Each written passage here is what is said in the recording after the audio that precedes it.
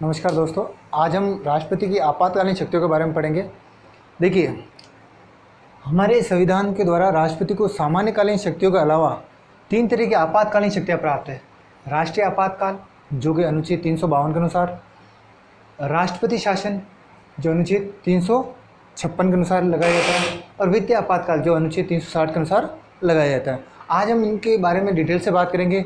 तो सबसे पहले हम बात करते हैं राष्ट्रीय आपातकाल की। ठीक है, तो उससे पहले मैं आपको बता दूं कि जो राष्ट्रपति की जो आपातकालीन शक्तियाँ हैं तो वो हमारे संविधान के भाग 18 के अंदर वर्णित है। ठीक है, कौन से भाग में? भाग 18 के अंदर ये वर्णित है, और ये अनुच्छेद 352 से लेकर 360 तक इसका वर्णन हमें मिलता है। आइए आगे हम देखते हैं राष्ट्रपति की पहले आपातकालीन शक्ति के बारे में।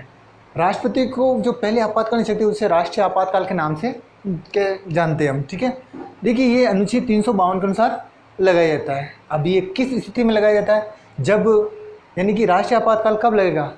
जब लगेगा जब युद्ध, बाह्य आक्रमण या सशस्त्र विद्रोह की स्थिति बन रही हो देश में। ठीक है, देखिए युद्ध से तो आप जानते ही हो। ठीक है, युद्ध मतलब हम आगे होकर किसी से युद्ध करें। युद्ध, बाह्य आक्रमण, बाहर से हमारे देश पे कोई आक्रमण करे तो वो बाह्य आक्रमण की स्थिति हुई। सशस्त्र विद्रोह, सशस्त्र विद्रोह का मतलब है शस्त्र के साथ विद्रोह। ठीक है, यानी शांतिपूर्ण आप विद्रोह करते हो, विरोध करते हो, आंदोलन करते हो, तो उस समय ये आपातकाल नहीं लगाया जा सकता।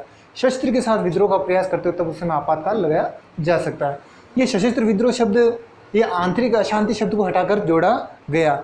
हमारे संविधान के अंदर, मूल संविधान के अंदर आंतरिक अशांति शब्द मिलता है, जो कि 44वें संविधान संशोधन द्वारा 1978 के अंदर ही ये 44वां संविधान संशोधन लाया गया था। मोरारजी देसाई सरकार के समय, जनता पार्टी सरकार के समय। उस समय इस आंतरिक अशांति शब्द को हटा के, इसका दुरुपयोग को रोकने के लिए हटा के, इसकी जगह शब्द जोड़ा गया सशस्त्र विद्रोह शब्द। ठीक है, आगे हम बात करें ये कहाँ लगाया जाता है, राष्ट्रीय आपातकाल कहाँ लगाया जाएगा? भारत में, बिल्कुल पूरे भारत में भी लगाया जा सकता है, या भारत के किसी भाग में भी में सुरक्षा को संकट होने की स्थिति में।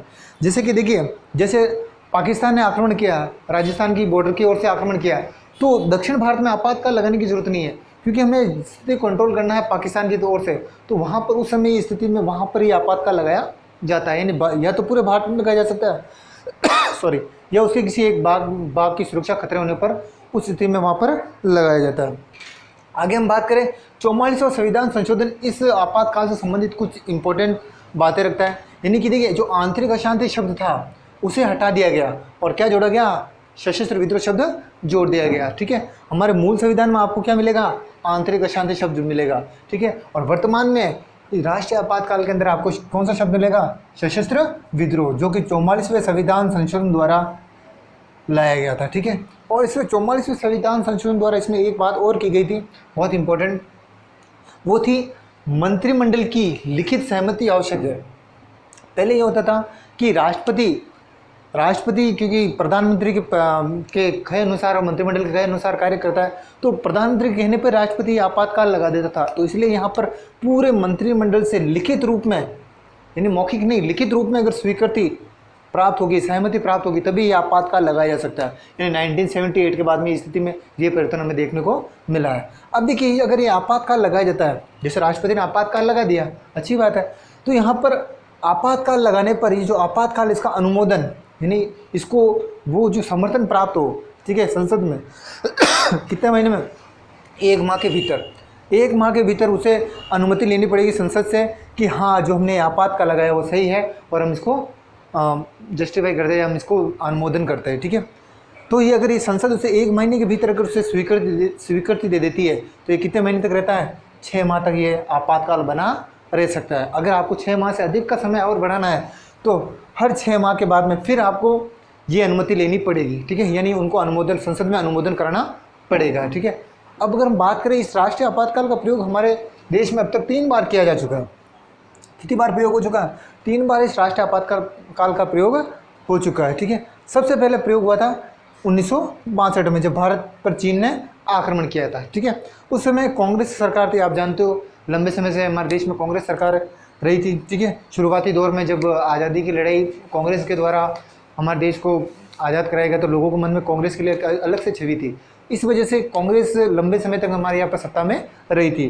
तो 1962 में जब चीन ने आक्रमण किया था, उस समय कांग्रेस की सत्ता थी, पंडित जवाहरलाल नेहरू प्रधानमंत्री थे, उस समय पहली बार आपातकाल लगाया गया था, राष्ट्रीय आपातकाल।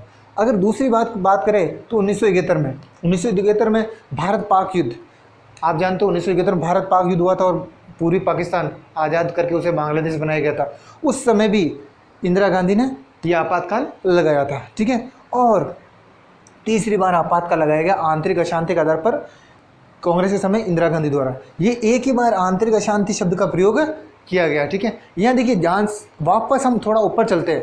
यहाँ देखिए 3 चीज़ें दे रही, युद्ध, बाह्य आक्रमण और सशस्त्र विद्रोह, ठीक है। तो यहाँ पर जो स्थिति देखने को मिल रही है, यानी हमको हम जानते हैं, हमारा इतिहास रहा है कि हमने आगे होकर किसी देश पर आक्रमण नहीं किया है, तो हमने युद्ध के आधार पर भी राष्ट्रीय आपातकाल की घोषणा नहीं की, यानी हमने आगे होकर किसी देश पर हमला करके राष्ट्रीय आपातकाल का प्रयोग नहीं किया।